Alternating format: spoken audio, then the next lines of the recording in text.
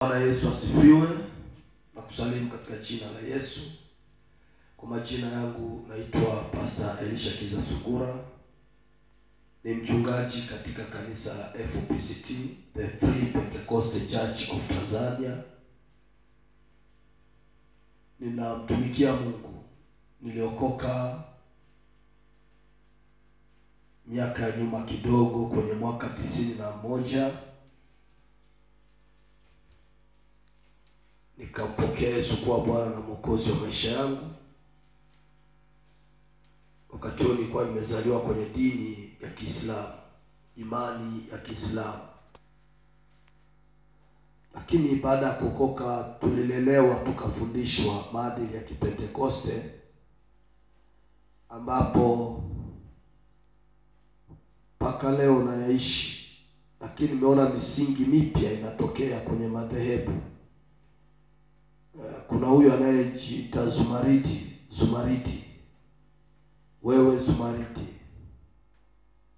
Wewe Zumaridi, kama utasikia klipu hii, hebu tambua kwamba Mungu anastahili kupewa heshima. Huwezi kujiita Mungu kaishi. Unajiita Mungu, unaichafua hekalu la Mungu, unachafua madhabahu. Huwezi kujiita Mungu ukaishi.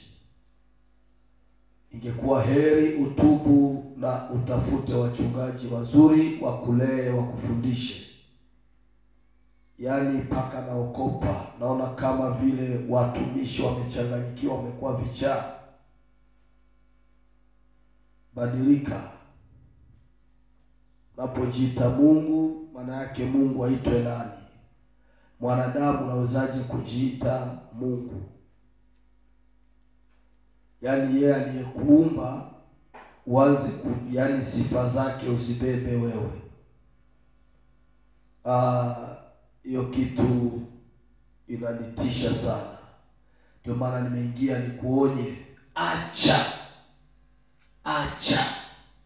hiyo tabia. Ni muda mrefu serikali ilijaribu kukuonya au kushauri, lakini ndio umezidi.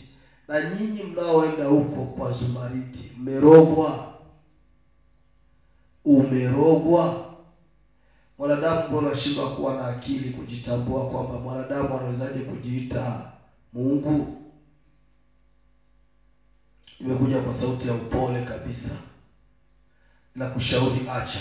Biblia inasema katika Timotheo wa pili, lakini ufahamu neno hili, ya kuwa siku za mwisho kutakuwako nyakati za hatari.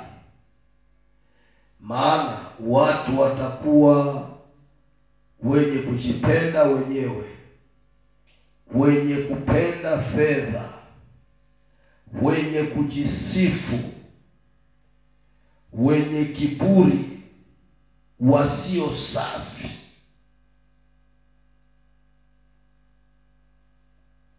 Unaona hapa anasema wenye kiburi,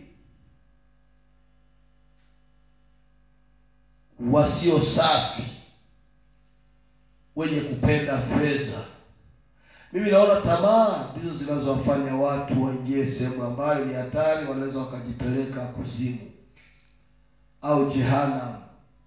Ingekuwa heri kama mtu ungemtumania Mungu, kile unachokipata urizike nacho, kuliko kwenda kuivamia madhabahu ya Mungu, kumgusa Mungu wa kweli. Sababu za wana wa Israeli kufa, moja kabisa ilikuwa ni kuacha imani ya kweli, kwenda kuabudu miungu mingine.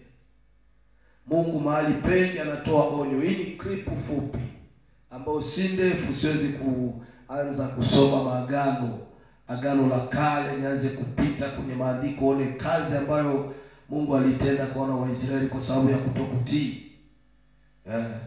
Yaani ni kosa. Wakati Haruni anajichanganya, wana wa Israeli wanamwambia Musa, tujui kilichomkuta huko, tutengenezee Mungu anayeonekana. Wakatengeneza ndama, wakaitengeneza sanamu, wakaifanya kama Mungu. Wana wa Israeli wakafurahi, wakasema huyu ndiye anayefaa. Bwana kanena na Musa akamwambia, kaangalie, teremka uone watu wako kitu wanachokifanya. Musa aliposhuka akadondosha zile mawe alikuwa nazo, yale mawe akayadondosha chini kwa hasira, mawe yaliyokuwa amepewa ya sheria.